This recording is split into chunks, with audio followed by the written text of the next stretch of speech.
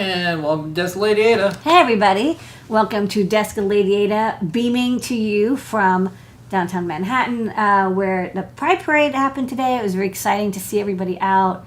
A lot of folks celebrating parades, floats, very busy streets. But we're broadcasting now. We're going to show you some electronics, which you can enjoy with all your Pride flags as well. So this week's going to be a little weird. Because we have, we're changing some things around. We have a bunch of things. Tomorrow in the news, we can't talk about this till tomorrow, but there'll be some big news in New York City, and Adafruit is included in it. So we'll get the word out about that. And then on Wednesday, there is show and tell, but there may or may not be Ask an Engineer because we might not be able to make it back in time because we have something going on. It's all good.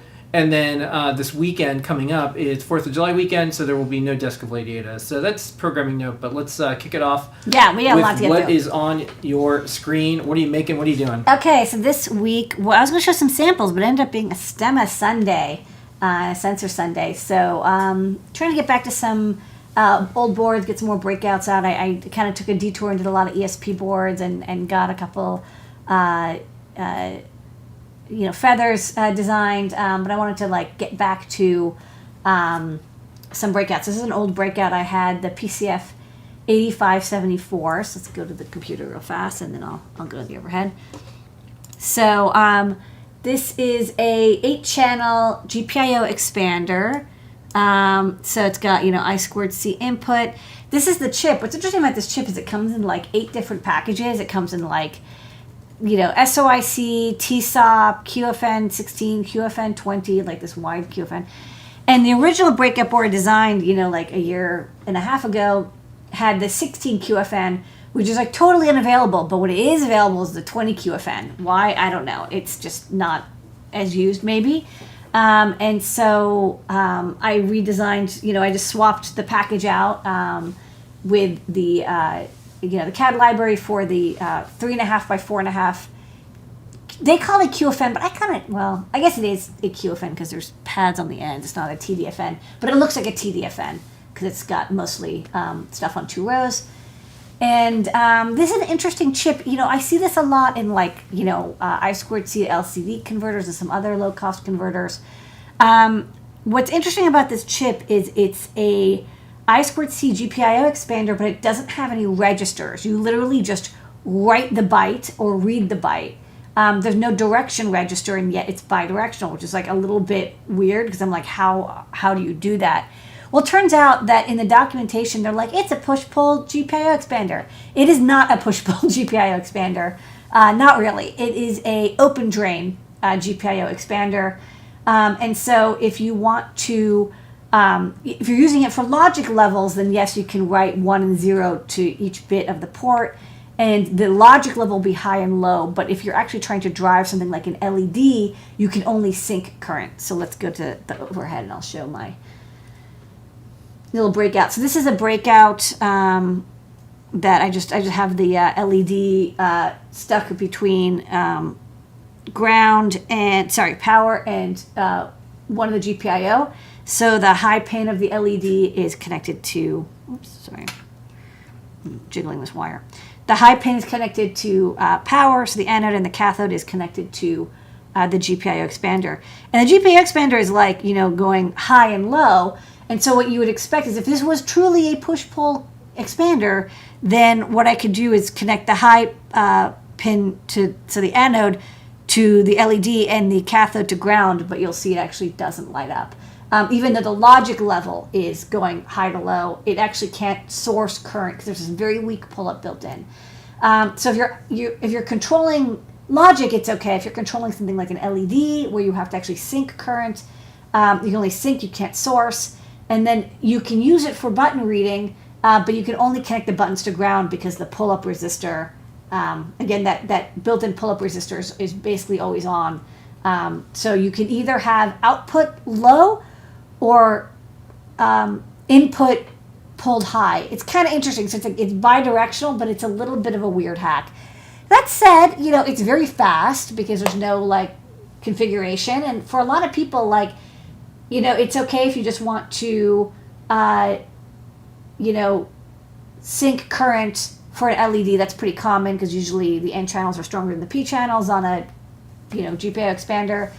And for buttons, it's pretty common to expect a pull-up. So it's like, even though it kind of only has half the capability of a normal expander, like you can't source current and you can't do a pull-down, or you can't detect a button that's been that's connected to high, because you can't detect a high, you can only detect a low. It's fine. It's I think it's low cost and it's simple. So we have this little breakout board. That come in handy, especially since, as we talked last week, the MCP series of GPIO expanders are like totally unavailable. Anyways, if you're wondering about the PCF, because I was wondering like what is up with this chip, now you know. We'll answer some questions because tonight's going to be a little bit of a longer show, so I'll add these in. Mm-hmm. Have you considered making a breakout for the Abercron RTC 32.768 kilohertz AIG 7 S7 real-time clock? Never heard of it. Sounds like a crystal. Want me to send it to you? Yeah, I'll take a look at it. This is from I have a who found this via Digi-Key. Oh, cool. Yeah, I have an RV like 2038 or whatever breakout board that I never finished. A lot of stuff kind of has been, the chip shortage has really kind of jumbled my schedule. I used to be on like a 1 board per week schedule, but I'm spending like 2 to 3 hours a day just like sourcing alternatives and like juggling parts, and so that's very exciting, but it means it's been a while since I actually got to do some new product design. What's next? Okay, so next up, I also wanted to design something today because I was like, I feel like designing Where you got something. computer? So let's go to the computer. So I think you sent me this project which you posted, which was kind of cool. It says like a Pro Mini. It's a game port adapter, and if you remember having a Sound Blaster 16, you have a joystick port that you plug in, and you plug into the back of your computer. Some computers had game ports. You could have 1 or 2 joysticks, and you could like play with a joystick or like a a Joy-Con controller.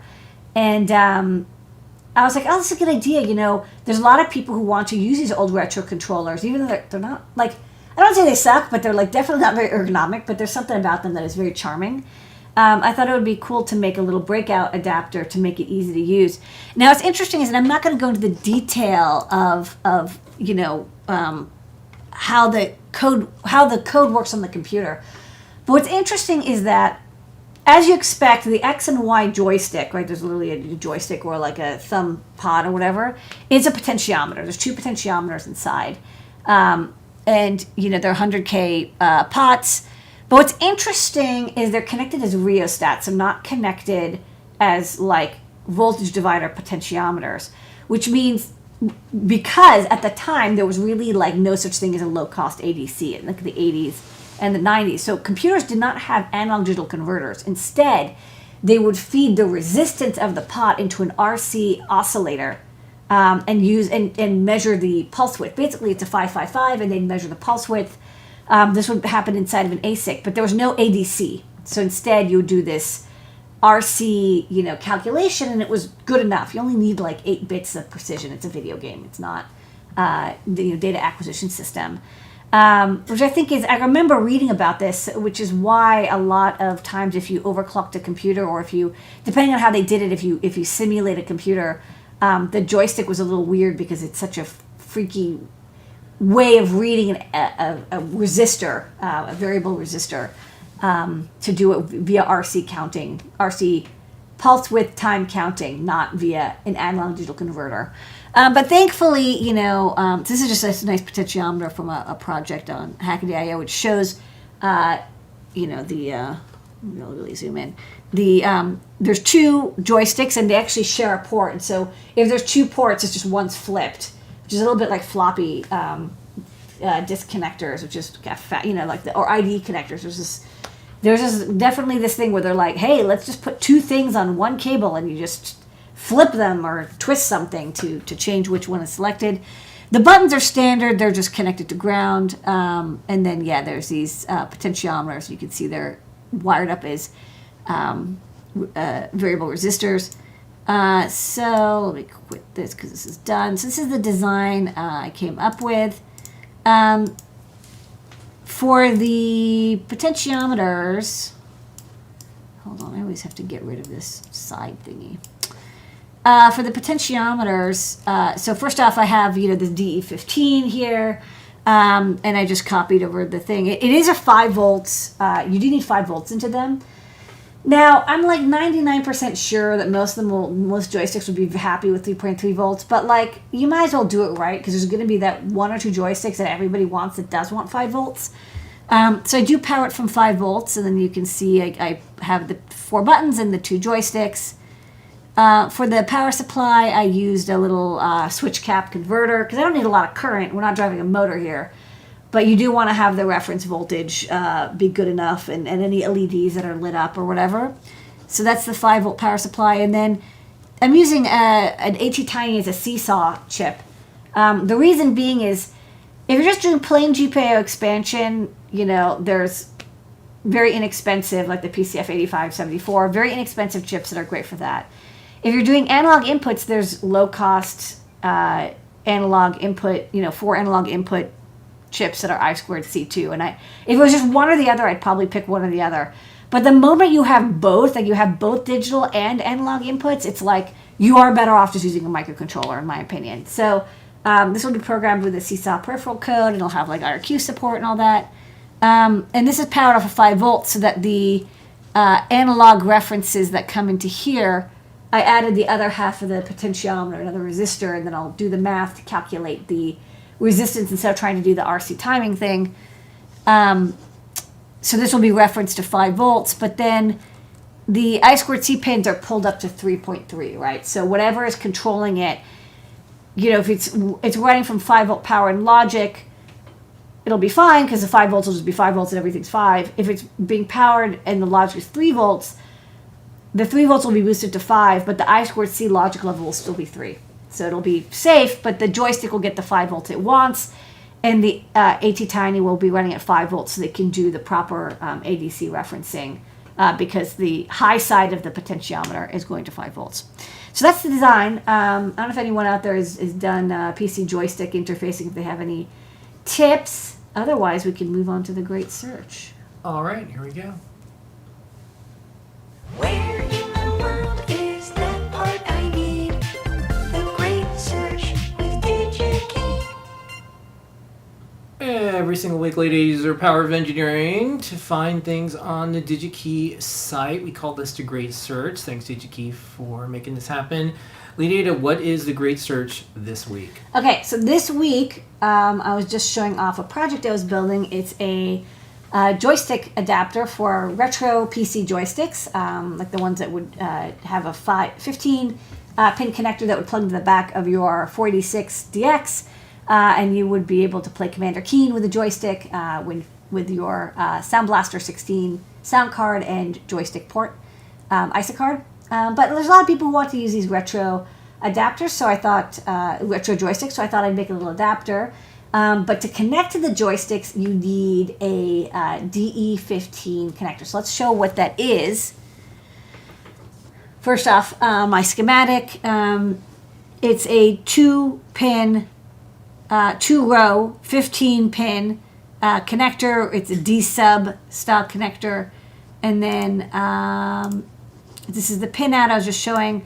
And this is a project that has a similar connector, so you can see it's this big D-sub here, and I want something very similar. I want it to be a right angle connector. I want it to be through hole, and if you look closely, I also want to have these, like, I don't know what they're called, like retention screws. They're like these little standoffs that are 440 size screws, and then this particular joystick that's plugged in doesn't have it, but a lot of joysticks have a little like thumb screws that you would use to mechanically like perma attach it.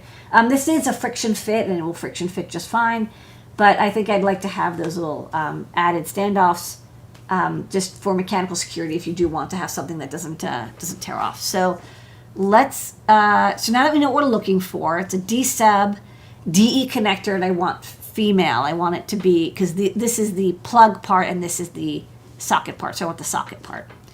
So let's go to Digi-Key, and we're going to search for D-sub connector. So one thing that's fun is that I have the beta, which is a new thing. I've had the beta on for a bit, but it's actually like as of this week it changed over. So if you're logged in, do click try the beta if you want to try this out, because now what's really neat is like they have pictures of the products, and the interface is a little bit smoother and easier to use. So one thing that I like is before, like there would be a list, I'd be like, which one do I want? Now I can see I want this one, the D-sub connector. I don't want the back shells and hoods, and I don't want all these accessories. These are all the cables. I definitely want just this fella. Okay, so now, you can look, you can see that the interface is a little bit rounder, and there's like kind of drop shadows. So yeah, there's a bunch of different options here. So the first off, I want to specify, well, first off, I always like to specify active.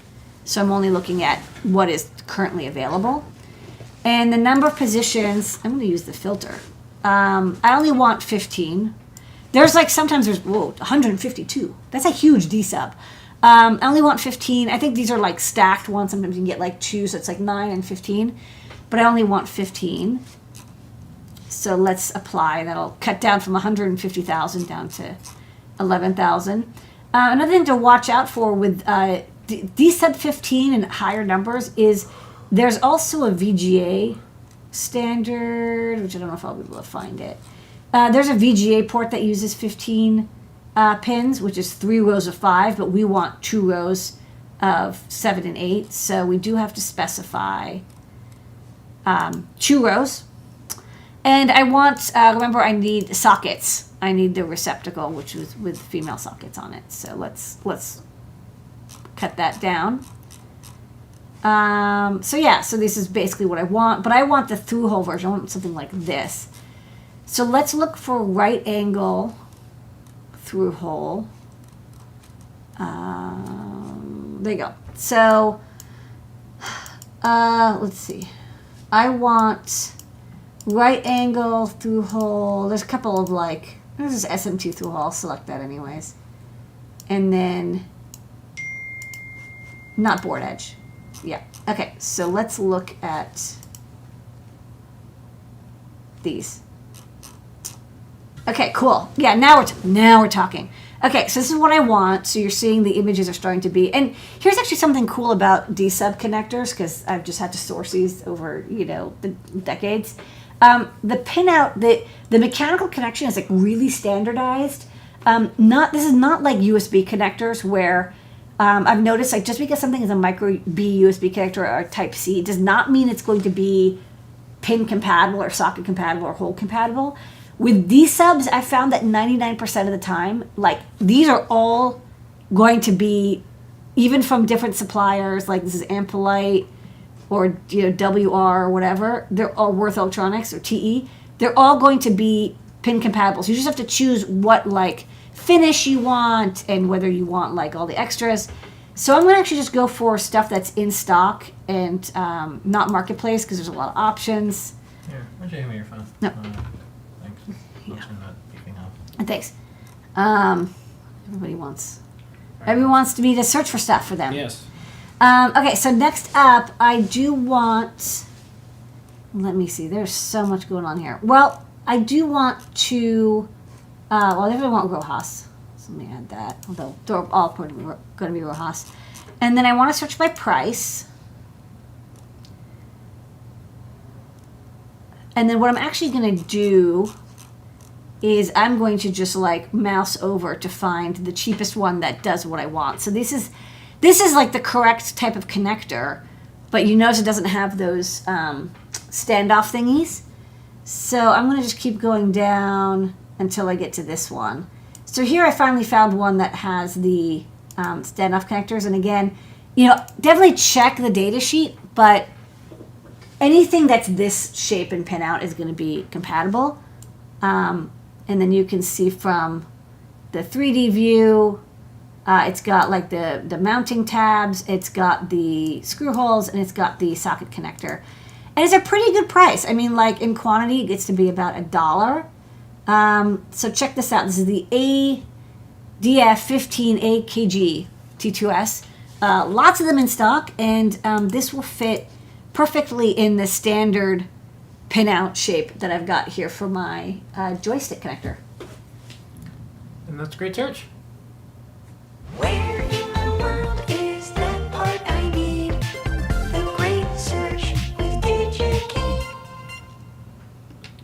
Okay, so next up, let's do a question, and then we're going to do some ion MPI. Yes. Question for Ladyada: have y'all considered stocking the 24 gigahertz millimeter wave radar sensors such as this? And it's some things I've listen along. never found that they work quite well, but I'll take another look. I'll send this to you right now. Yeah, I know that radars have changed and there's a lot more makers. I remember like 8 years ago, I got a bunch of radar modules, and I was very unimpressed with them. They were kind of flaky and hard to use. But I can take a look again. Yeah. Maybe they've improved. Yeah. Thank you Okay. for the suggestion. We'll check it out, and If it's good, I'll if stock it's good, we'll stock it. All right, so we're gonna do ion MPI. Let's kick it.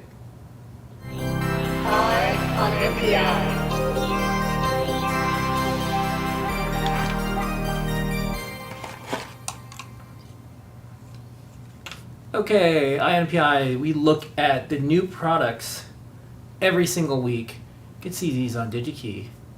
And Yes, this is a special edition of From the Desk of Ladyada, which is actually Yeah. handy because I'm going to show the demo, and maybe I'll show the Arduino code as so well. this week's INPI, This is from Sequans. Well, here's the thing. Technically, it's actually from Microchip, but it's a partnership between Microchip and Sequans, and I really like their logo, which has that like cool like, can you cross every square in the dot using only 3 lines or 4 lines? So that it's a puzzle that you always get in grade school. Anyways, Yeah. that's a solution.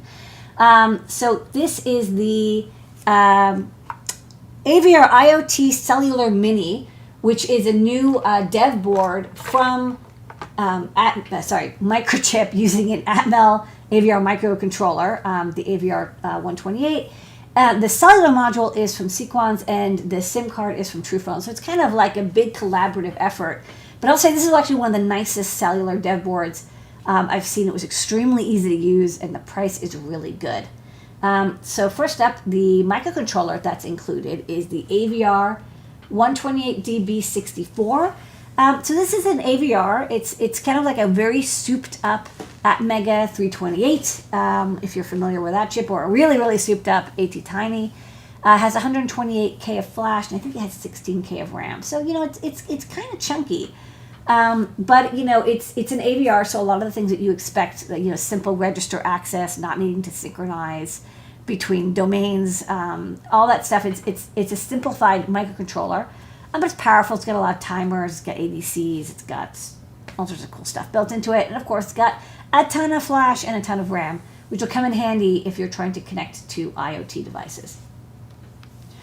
Next up, there is a cellular module. Like I mentioned, it's from Sequans. It's an LTE module. Apparently, there is forthcoming NB-IoT support as well.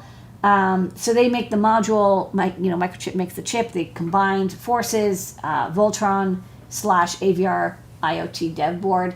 So this cellular module is what has an AT command set. It's what you use to actually connect to the internet to send and receive data using that TruePhone SIM.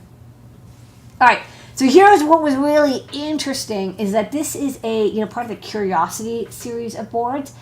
And does this look familiar? Does this look like some sort of dev platform that maybe like we helped popularize? It is. It's the Feather. It is Feather compatible, which is really cool because I think this is Microchip's first Feather, or at least this is the first one I've ever heard of. It's Feather compatible. It's got all the pins in the right location. It's a little long, but that's expected because it's got the cellular module. And it's not only that, but it's got a Stemma QT/quick port on the side. So it's got here's all the pinouts, and you can see there's built-in sensors, and there's battery charging and monitoring and all that good stuff. There's a programming and debug system using a SAMD21E, which acts as like it's a programmer/UART to USB converter / mass storage driver. Kind of does everything, but the brains of the chip is in there. Oh, it's also got a crypto chip, the AT68 ECC. I think. I can't remember the exact part number, but it's the crypto chip that you use for if you want to connect to AWS and you want to have your certificate stored securely for bidirectional TLS authentication. Okay.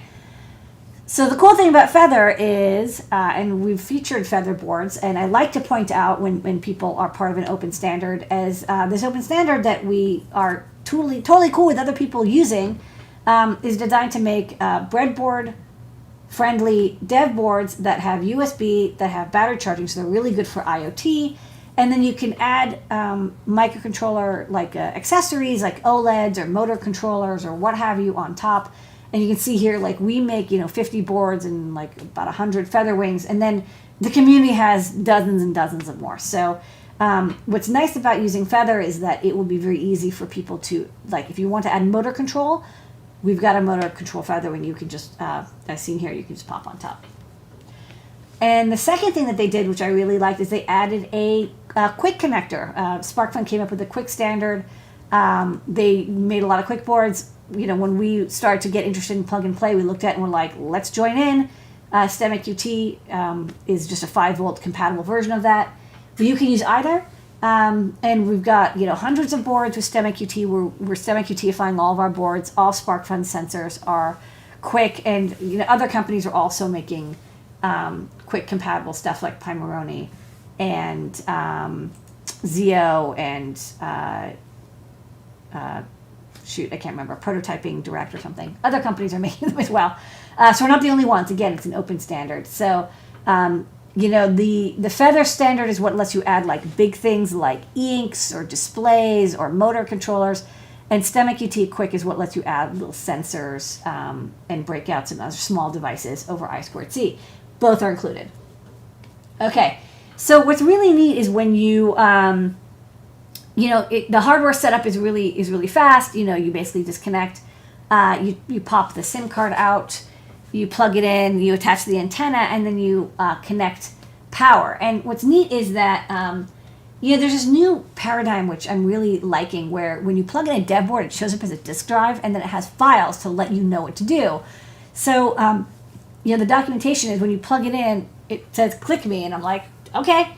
And what's also neat is there's pub key text, which actually, I'll be honest, I actually look at, but I'm assuming that's the public key for the crypto chip on there. But I like this exposure of the information, like non-secret information or documentation, as a disk drive, because it makes it very easy for people to get started. And if you lose, you don't want to lose some leaflet and you're like, I don't know what to do with this thing.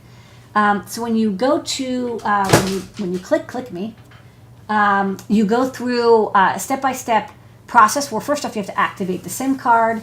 That's the first thing they do because it takes a couple minutes, and that's done by TruePhone. And what's neat is, first off, it's free for 90 days, and then you get 150 megabytes, and it works in like almost every country in the world. From here it was AT&T, so it's whatever AT&T network that uses LTE. And I like that it was 90 days because I've seen some like free SIM card plans that are 30 days, and 30 days is not quite enough to maybe get your whole project off the ground, but 90 days I thought was very generous. So this comes free with the SIM card that is in the kit. Next, another thing that I thought was neat is that SAMD21, that's that interface board I mentioned, is also like this drag and drop hex reprogrammer. So for example, they're like, hey, chances are the firmware has been updated since you bought this board. Click here to download the hex file. You download the hex file, and then you just drag it onto that disk drive that appears when you plug in the board, and it programs it. Again, I'm really liking this paradigm where you don't need to open up Atmel Studio. I love Atmel Studio. I've lived in it, but it's great when you don't have to use it because it's quite a beast. Okay, so next up, what I thought was really neat, and I even sent this to our LearnDev team because I thought it was so cool, is the documentation site that they've got is, I believe it's like Bitbucket, back-end edited, but it's a very nice, easy to navigate, well-documented, lots of photos, lots of, like emojis and clips of code, and references for how to use this board, how to install the IDE, how to install all the dev packages, example code. There's even a project where you 3D print this cube. And you can use that with the QRC Nano to show how to make like a full product prototype with it. And most important, it's got dark mode, which is, I think, key. No, but I like it. I think it's like, I can tell that the people who worked on this documentation site spent a lot of time. This is very advanced. I mean, this is, I think, the expectation for people doing modern development. Yeah. So good work, Microsoft. No, this is very cool. Yeah. There's actually some cool stuff. I don't even know that I got to add. Oh no, I did. There's some other very nifty. I mean, it's interesting. It's like I like the board, but then I suddenly became like very enamored by this documentation site. But that's okay. Anyways, on the documentation site, there's hardware and schematics and the there's a data sheet for this product as well. The other thing that I thought was just really nifty is there's this built-in live editor where you can write Arduino code and then you can compile it, and when you click compile, it downloads the hex for you. So it's like spinning up some server in the background with Arduino CLI, compiling the code in the editor, and it gives you the hex, which then you can again drag and drop onto the disk drive. So this is like really interesting, and like it's a little bit like microbit, but like I'm kind of impressed at how quick and easy this live editor was. So I was, again, it's not unique to this product, but it's a very interesting thing that they have set up for this product. So you can write code without even installing the Arduino IDE. That said, if you would like to do more advanced development, you can. They basically recommend using Arduino.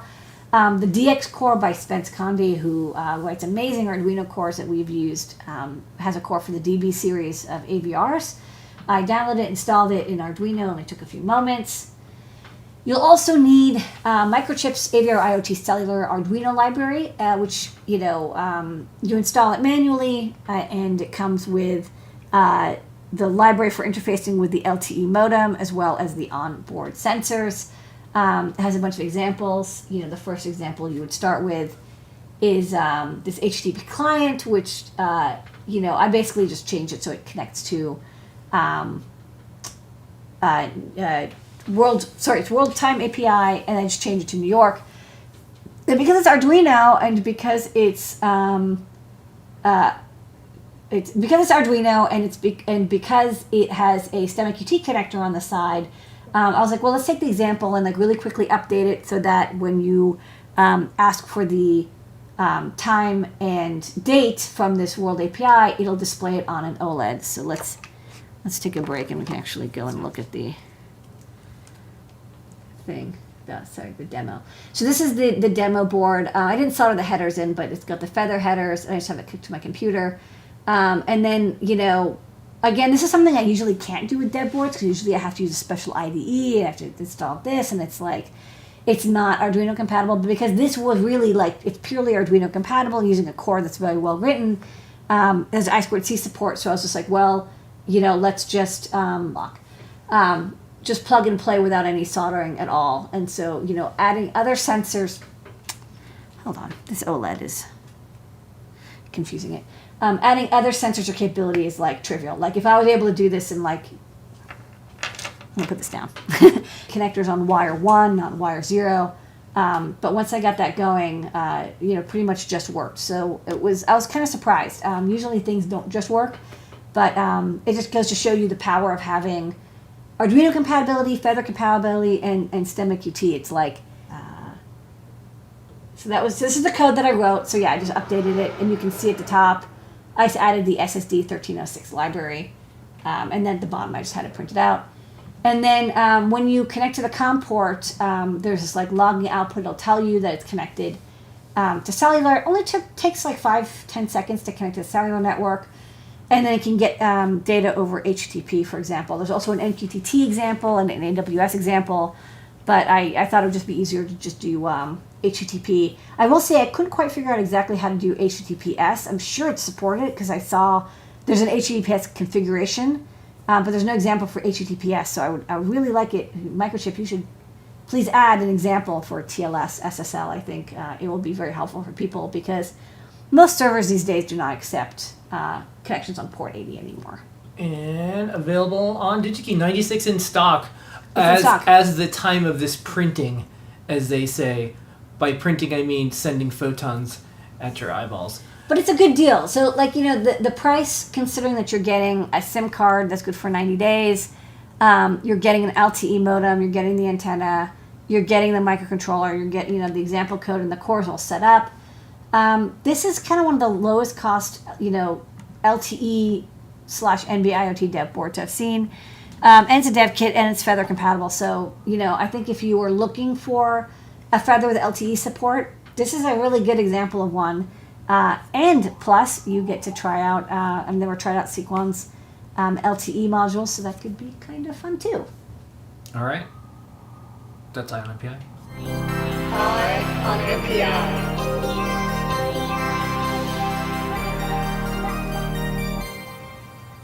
All right, thank you, everybody. That's this week's Desk of Ladyada. Like I said, next week it's 4th of July weekend, so we'll be posting videos, but we will not have a live show. And all throughout the week, stay tuned to our social media properties and more.